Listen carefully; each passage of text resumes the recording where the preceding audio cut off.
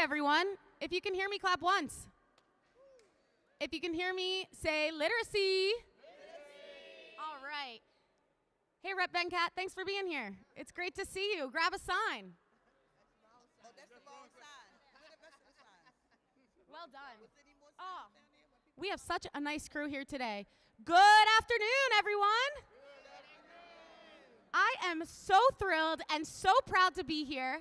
My name is Rachel Garnick, and I am the proud manager of the Pennsylvania Literacy Coalition. Now, before we dive in, I just want to say one quick thing. When kids read, what happens when kids read? I don't know, I need more umph. When kids read? Amazing. Not only am I the proud manager of this coalition, but I am a proud former first grade teacher. And I'll tell you the truth, when I started teaching, I was doing everything I could to help my students. But something just wasn't clicking. I felt lost, so lost.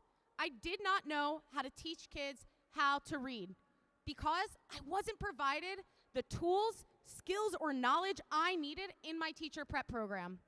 Reading was a battle every day. It wasn't until I learned to teach reading in evidence-based practices in structured literacy that I finally felt like a real professional. My students made progress I had never seen before. And listen, once you see that kind of progress, you can't unsee it. You carry that with you, and that is why I'm here today. We're here because every child in this Commonwealth deserves to learn how to read. And we know how to make it happen. We know how to make it happen, folks. The science of reading is clear. Structured literacy works. We've seen it work in Mississippi, in Colorado, in North Carolina, and we're going to see it work here in Pennsylvania, but only if we make literacy our priority. Now that's where Senate Bill 700 and House Bill 684 come in. These are bipartisan bills that would fund structured literacy teacher training, literacy coaches, and high-quality instructional materials. This is what it will take to make sure every student in PA has access to evidence-based reading instruction. Now, our coalition, the Pennsylvania Literacy Coalition, is made up of educators. Can I hear a whoop from the educators? All right, parents, advocates, woo! Community leaders, and over 50 cross-sector organizations from around the Commonwealth. Now let me be clear, we are vendor agnostic. We don't push any particular program or curriculum. We are simply here united by the science and the belief that reading is a fundamental right. And the knowledge that when taught with an evidence-based approach, over 90% of kids can learn to read. Even Pennsylvania's acting Secretary of Education, Dr. Carrie Rowe, recently said that after the safety and well-being of children, the most important thing we can do is teach children to read using structured literacy. We couldn't agree more. So today, you'll hear from legislative champions from both sides of the aisle and from the people who live this reality every day. We are here together to say it's time to pass and fund literacy legislation. It's time to invest in our kids because when kids read, all right, so enough from me. I could go on forever. Let's hear from our first speaker. First up, we are thrilled to welcome a leader who has been a tireless champion for early literacy, pushing for evidence-based policies our kids deserve. Please give it up loud and proud for Representative Jason Ortitay.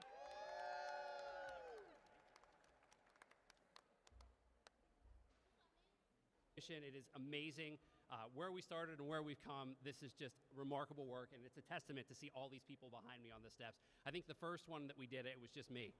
So it is glad to see so many more people here. That's right, it's progress, it's forward.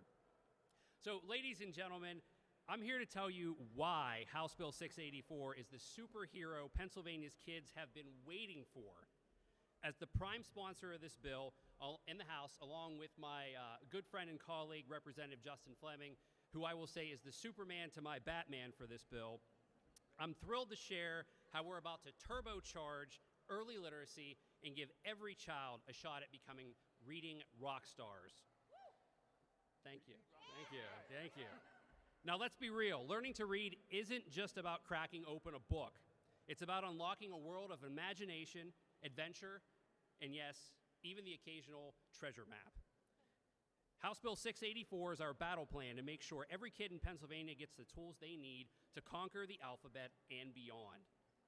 We're talking structured literacy programs, teacher training that's sharper than a pencil, fresh from the sharpener, if anyone uses those anymore, and resources to catch struggling readers before they're left behind. So why get excited? Because this isn't just policy, it's a game changer. Imagine a classroom where every kid is decoding words like they're cracking a secret spy code. Remember those secret decoding rings you get in the cereal box? Yeah, I'm that old too, that's right. Picture teachers armed with the latest science-based strategies, ready to turn awe into awesome for any reading challenge. And here's the kicker. We're not just teaching kids to read. We're teaching them to love reading. That's right. Because let's face it, who doesn't want to curl up with a good book instead of, say, scrolling through 47 different cat videos? No? All right, we'll do both. That's fine. That's fine. Me too. Now, I know what you're thinking. This all sounds great, but can we afford it? Well, investing in early literacy is like buying good coffee. It's worth every penny, and it keeps you going all day long. Studies show that kids who read well by 3rd grade are more likely to graduate, innovate, and maybe even write the next blockbuster novel. 684 is our chance to plant those seeds now and watch Pennsylvania bloom with brilliant minds. Now, let's make reading so fun that kids forget their video games and their phones for a minute. I know that's hard. Let's give teachers the cape they deserve to be literacy superheroes, and let's ensure every child in the Commonwealth can read, dream, and maybe even laugh at a bad pun or two.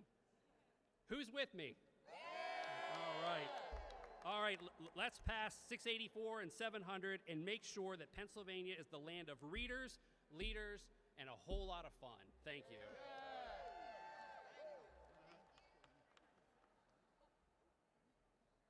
I just want to make sure my advocates here are alive. Can I hear, let's go literacy?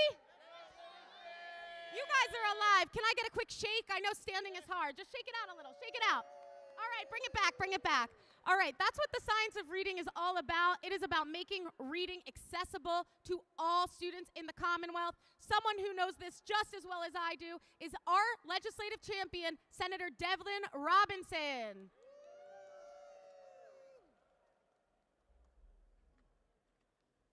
Thank you. Appreciate that. Thank you so much. I just want to say thank you, everyone, for being here today. You're welcome. That's right. I love the enthusiasm. It's so great to see the support and enthusiasm for literacy here in Pennsylvania. Last year, Pennsylvania took an important step forward in addressing the unacceptable reality that only a third of Pennsylvania students are proficient in reading. Act 135 of 2004 created the Reading Leadership Council, who is now developing lists of high-quality programs and materials that are aligned to the science of reading, including curriculum, professional development programs that sufficiently prepare educators to use and apply structured literacy curriculum in the classroom, universal reading screeners to identify struggling readers, and intervention plans for struggling readers. While Act 135 was a good first step, it is only one piece of the literacy reforms passed by the Senate last year with strong bipartisan support via Senate Bill 801. I'm proud to join Senator Hughes this year in sponsoring Senate Bill 700. That's right. Senate Bill 700 is a bill that proposes the pieces of Senate Bill 801 that did not make it across the finish line last year. And just last week, the Senate Education Committee approved that bill again, with bipartisan support. Senate Bill 700 uses a three-pronged approach to improve early literacy in Pennsylvania. First, It would bolster reading instruction with evidence-based reading curriculum and ensure educators receive the proper training on how to use that curriculum in the classroom. Second, it would identify struggling readers via universal screening within the first 30 days of school. And finally, schools and educators would use screening data to implement intervention plans to prevent children from falling behind in the first place. These reforms work. We only have to look at Mississippi, Louisiana, Tennessee, Alabama. They all have implemented similar reforms, and their incredible gains in reading proficiency have garnered much deserved attention. What's most incredible about these results is the positive impact in the growth in reading skills of underprivileged students. Mississippi and Louisiana have the highest childhood poverty rates in the nation, while Alabama is number 6 and Tennessee is ranked 11th. Further, all 4 states are in the bottom half per pupil spending, and Mississippi and Tennessee are in the bottom 10, proving that targeted investments and evidence-based reforms can make a huge difference in the lives of students. And now, these states are considered leaders for literacy reform and breaking long-held assumptions on funding and opportunity. I have supported funding increases in education spending every single year that I've been in office, including 2 years with historic highs in education funding increases. But money alone does not solve this problem. We need strategic investments and proven approaches if we are ever to realize the goal of every child reading proficiently by the 3rd grade. It's time for Pennsylvania to invest in strategic, evidence-based, and proven approach to teaching literacy. It is my hope that the Senate will take up Senate Bill 700 soon and allow for its consideration as part of the 2025-2026 budget negotiations. And I call on my House colleagues to engage us in this conversation so that we can truly make a meaningful difference in the lives of our students. Our students can't wait. Together, we can make this a reality. Thank you, and let's get it done. Thank you. Let's get it done. Can I hear that? Let's get it done. All right. Thank you so much. Now, we appreciate your commitment, Senator Robinson, to getting this done. Now we'll hear from a fearless advocate for equity in education and beyond. And that's not just because his wife is Miss Barbara Howard from Abbott Elementary. Nah, I mean Cheryl Lee Ralph. But this man knows literacy is a cornerstone of justice and economic success. Please give it up for Senator Vincent Hughes. Philly's in the house. She's almost as loud as I am in the room under here. Look, this is real simple. This is not complicated. Don't make this complicated. We want our young people to read. We want them to be literate. We know that when they can read and when they are literate, the whole world opens up for them. Last week, it was mentioned, last Wednesday, my wife and I and a bunch of folks were here giving out books, all right? We want to make sure we're giving out books and the kids can read the books that we're giving out. So all we got to do is strengthen our system. Accept the fact that this is an issue, strengthen the system, strengthen all aspects of the system. Get us some more teachers, am I right, Laura? Get us some more teachers. Pay those teachers what they're worth. That's right. I give them a raise. I said it. Pay them what they're worth. Right. Give them a raise. Do what has to be done. Let's put all these pieces in place. This legislation is moving out of the Senate in a bipartisan fashion. We need your advocacy to get this thing all the way home. All the way home. All the way home. All the way home. Home run. There you go. Rounding all the bases, bringing it all the way home. They teach kids to read. And you know what? It's not just kids either. It's teach everybody to read. There are people who are trying to stop folks from reading. There are people who want people to not be able to read, to be illiterate, to not have the basic understanding. We reject that notion. We are better than that. Let's read. Let's read. Let's read. Let's read. Let's read. Let's read. And let's read now. Wow, wow, wow. I love a hype man, and Senator Hughes is certainly that. So thank you, Senator Hughes. Now, let's make some noise one more time for our legislative champions. All right, if you believe every child deserves to learn how to read, when I say every child, you say deserves to read. Every child. Every child. Now, we've heard what's possible from the policy perspective, but what does it look like when a child is struggling to read and doesn't get the help that they need? Our next speaker brings that perspective with power and clarity. Please welcome the wonderful Susan Siegel. Thank you, Susan.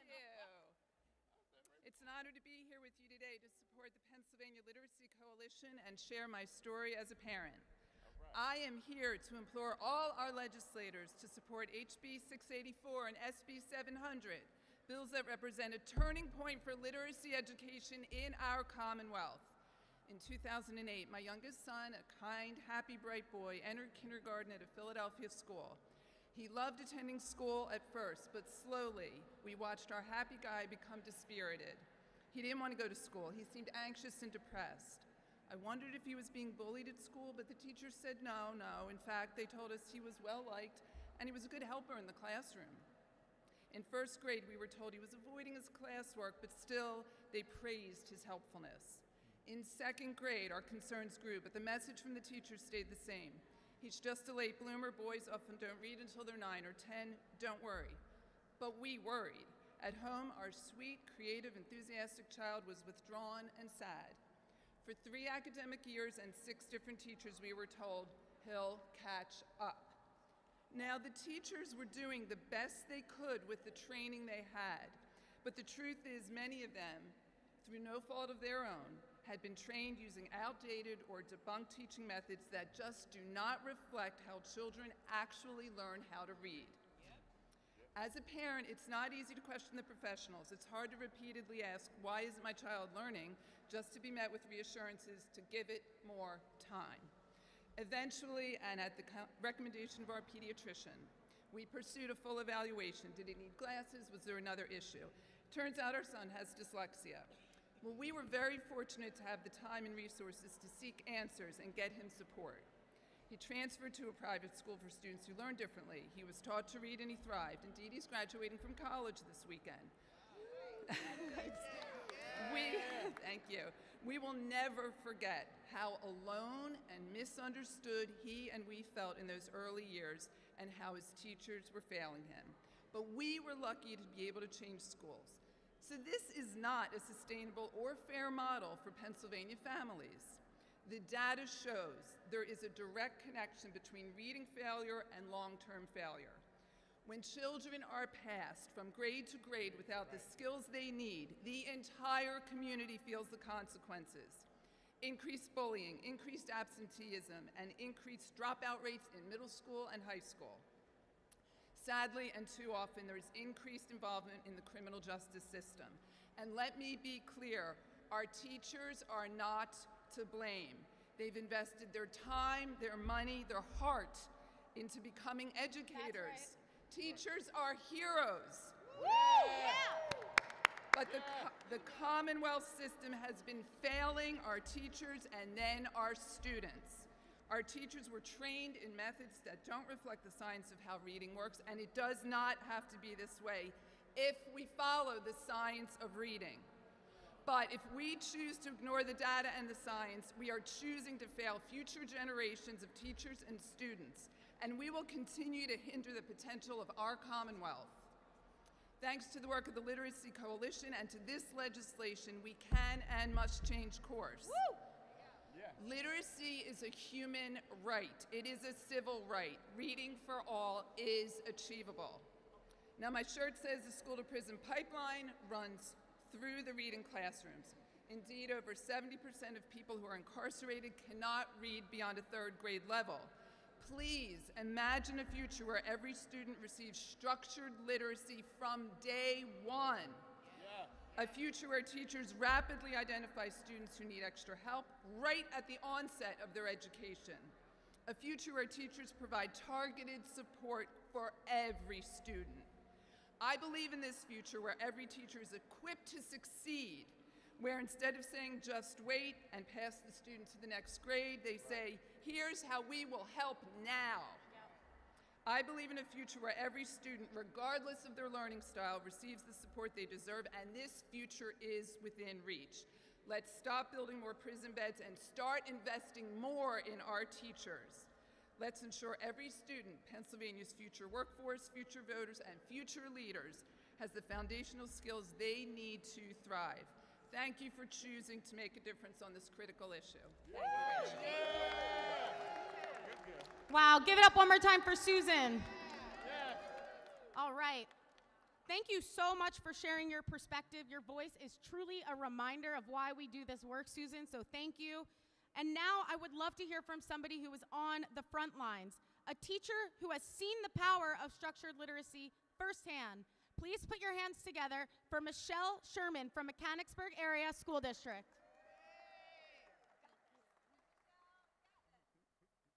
Good afternoon. My name is Michelle Sherman. I am from Mechanicsburg Middle School here in Pennsylvania. I have been teaching for 18 years, 9 of which as a reading specialist and in 4 different states. For the past 3 years, I've proudly called Pennsylvania home. I've always loved literacy, but early in my career, I saw something that lit a fire within me. And more and more students were struggling to read. Students like Natalie, a 3rd grader, who could barely make it through a simple sentence without struggling or giving up. I couldn't stand by and do nothing. That moment set me on a new path to become a reading specialist, determined to give every child the tools to unlock the power of words. I spent 3 years earning my degree in Virginia, learning everything I could. But even after graduating, I still wasn't getting to the root cause. I was treating symptoms, not solving them. I kept asking, why are so many students struggling? And what can I do to truly help? A year after moving to Texas, I stepped into my first reading specialist role. Thankfully, I was in a state that valued strong curriculum and high-quality teacher training. I spent 2 years training at the Nyhouse Education Center in Houston, diving into the science of reading and how our brain learns to read. For the first time, I had practical and effective tools, and they worked. Woo! One of my students, a disengaged, angry 5th grader, reading at a 1st grade level, was transformed through the structured multisensory phonics approach I learned. By 6th grade, he had joined the theater club and was confidently reading at a 4th grade level. Woo! That's the power of evidence-based instruction. When teachers are properly trained and equipped, students thrive. With explicit, systematic reading instruction, 95% of our students can learn to read. 95%. Yet here in Pennsylvania, only 33% of our 4th graders are reading proficiently. 33%. That's not just unacceptable, it's a crisis. That's right. Because we do know what works. We have the research, the tools, and the ability to help every child read. What we need now is the will to act. We must do better. It starts with ensuring that every teacher has the training, resources, and support they need. Literacy is power. Literacy is freedom, and every child deserves that chance. As someone who was taught in multiple states, I've seen the impact of strong literacy initiatives. Now, Senate Bill 700 and House Bill 684 can bring those same possibilities to Pennsylvania.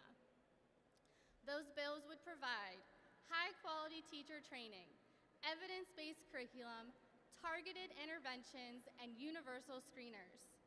In Missouri, I saw how universal screeners helped catch struggling readers early, before they fell too far behind. That's proactive. That's effective. If passed and funded, Senate Bill 700 and House Bill 684 bring these proven tools to Pennsylvania. We know better, so let's do better. Now is the time to act. Woo, that's great. Thank you. Great job, Michelle. One more round of applause for Michelle. Thank you. It is now my honor to hear from someone who works every day with families and communities most affected by the literacy crisis. Please welcome Quabilia Devine from the Educational Advocates reaching today's hardworking students. Peaceful greetings. I am Quabilia Devine, founder and CEO of the Educational Advocates reaching today's hardworking students. Yes, it's a long name. The acronym is the IRFs, because from which we come, we will return. I'm born and raised in North Philadelphia. I returned after the first time I graduated from college, purchased a home, and began tutoring youth in the basement of my sister's home. 2 nights a week, 2 hours each night. That was 30 years ago, when I noticed that children in my neighborhood were not learning the way teachers were teaching them. Today, we are facing a literacy crisis that starts in our homes and ripples across generations. Too many children in Pennsylvania have not learned to read, not because they can't, but because they're not being taught in ways that align with how the brain actually learns to read. The science is clear, but our systems have not caught up. And we already know what happens to these children. They grow up, become adults, some become parents, many unable to support their own children's literacy because no one ever supported theirs. Functional literacy is not rare. It's all around us. It's in our workplaces, it's in our communities, it's in our prison systems, and it's in our voting booths. It silently limits opportunity, reinforces poverty, intensifies the school-to-prison pipeline, and erodes the promise of educational success. That's why we are here calling on lawmakers to support Senate Bill 700 and House Bill 684 and to invest $100 million into early literacy. Woo! It's not just a policy decision. It's a chance to break generational cycles by helping to train teachers in evidence-based methods, provide high-quality instructional materials, and ensure that every child, no matter their zip code, has a chance to read, thrive, and succeed. If we don't act now, we're not just failing students, we're failing future generations.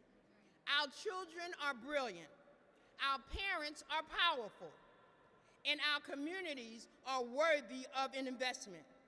Let's fund early literacy, change some lives, and break these generational cycles together. Woo! Thank you so much. Oh. All right, y'all. I know we're pushing up against our time here. Can everybody say literacy? All right, we're so close. We have 2 more incredible speakers, and somebody, the next person who's going, knows quite well that when kids read, PA succeeds. Please put your hands together for David Gonzalez Jr.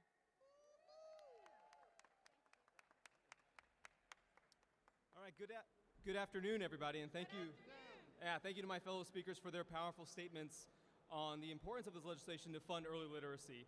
My name is David Gonzalez, and I have the distinct honor of representing the York County Economic Alliance. It's a hybrid organization of a Chamber of Commerce and an Economic Development Corporation, and serving the 8th largest county in the Commonwealth of Pennsylvania by population, with an annual GDP of $27 billion.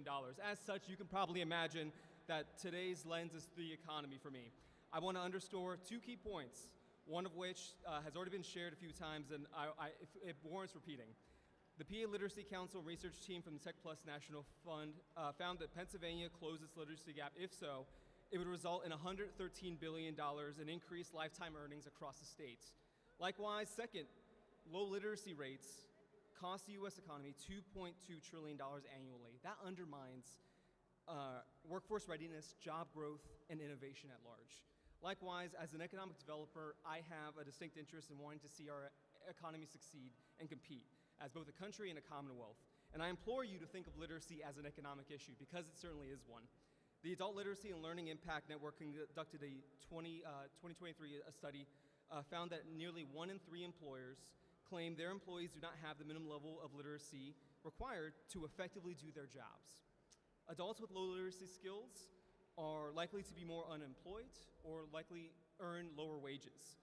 In the U.S., individuals with the lowest literacy rates are 5 times more likely to be in poverty compared to those with strong literacy skills. On a local level, the York Literacy Institute has been seen demand in significantly increase in the last few years. In 2022, they serviced about 1,000 individuals. In 2024, that figure grew by 45% to nearly 1,500 individuals. Currently, they are looking at a 3 to 4 month wait list to service people. Unfortunately, that's an anomaly that isn't just unique to York County, but across the Commonwealth. And our state can't endure that delay much further. 3 to 4 month delay is someone attaining a job, gaining stability, and improving their economic outlook. That's time that families can't afford. That's times that our economy cannot afford either. The snapshot of York County reflects a larger truth. We don't have to wait to see what disinvestment looks like. It's already here. It is already happening, and while programs like those run by York Literacy Institute are making a positive difference, they remain overwhelmed by the need at large. As of right now, we implore the avocation of Senate Bill 700 and House Bill 684. It's investing in our educators, helping them become more effective in their preparing of students, provide early evidence-based support that sets children on the path to strong literacy, which in turn leads to a strong economy. The more we invest now, the better we are for the future. Addressing literacy early helps us prepare for the long term, for our workers of the future, our thinkers of the future, and our leaders of the future. That's not just good for students, that's good for all of us. Woo! Yes, it is. One last time, Pennsylvania needs Senate Bill 700 and House Bill 684. The stakes are too high, and this is an investment we cannot afford to further delay. Thank you for your time. Thank you so much for sharing the economic importance of passing Senate Bill 700 and House Bill 684. Our final speaker, well, I know him as the BFG, the Big Friendly Giant, but we also know him as our legislative champion. Please give it up for Representative Justin Fleming.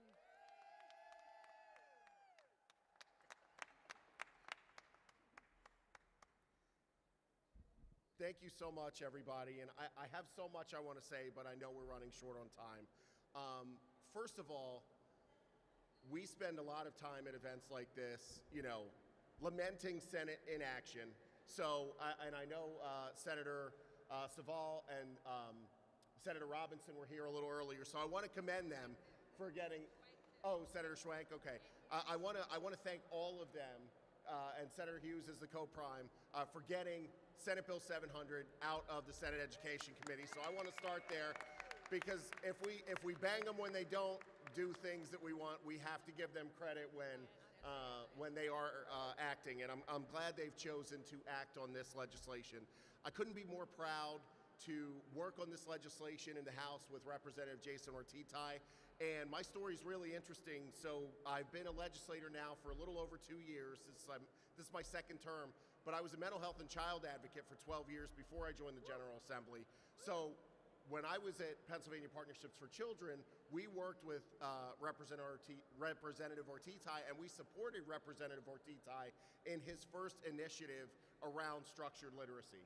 And so I've been a part of this fight as an advocate and now as a member for the last 5 or 6 years, and oftentimes there is a stigma with educational advocacy that we're not really doing it for the students. It's all about the teachers, it's all about the adults in the room. That is absolutely untrue on this issue. When we talk about a $100 million investment, what's that going to go to? That's going to go to professional development, and that's going to go to curriculum for teachers to be able to, who have the passion to teach kids how to read, to be able to do that and do that most effectively. And I'm so thrilled not only to see the adults who are with us, but more importantly to see the young man here in the second row, to see the children here behind me, because this is what this initiative is about. And I came to this, again, years ago, but I also have a personal story. My daughter got reading intervention that she needed, and I'm proud to say I represent a district in which both Central Dauphin School District and Susquehanna Township School District both have structured literacy as part of their curriculum. And I'm very proud of that, but we need to do more. And we're working to do more. And I'll just end with this quick story. So on Friday, I had the amazing opportunity to go to the Cumberland Valley School District. And anyone in this area, Cumberland Valley is one of the largest school districts. It's one of the wealthiest school districts that we have here in the central region of the state. They were doing balanced literacy for a long time. Their scores were high. They honestly did not have to change a thing. But their leadership did an assessment of their kids' scores, and they still weren't happy, even though they were some of the tops in the region. They knew they could enhance. They knew they could do better. And so for the last 5 years, since 2019, they have invested in moving to balanced literacy and structured literacy, and it has worked like a charm.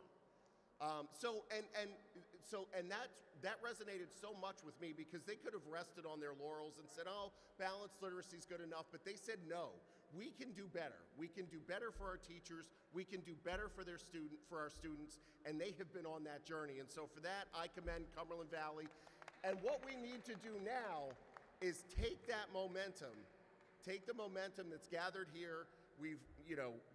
Teach Plus has been amazing on this. The PA Literacy Council has been phenomenal.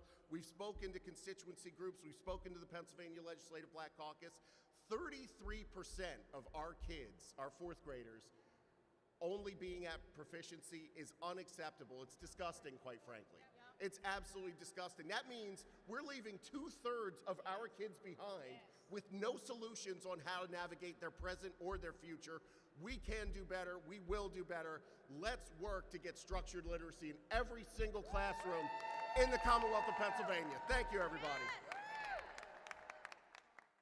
All right, y'all. Thank you so much. Let's give it up one more time for all of today's speakers. Thank you, thank you, thank you. And let's leave on this note. When kids read, thank you, everyone. Stay on the stairs for a photo. I appreciate you all.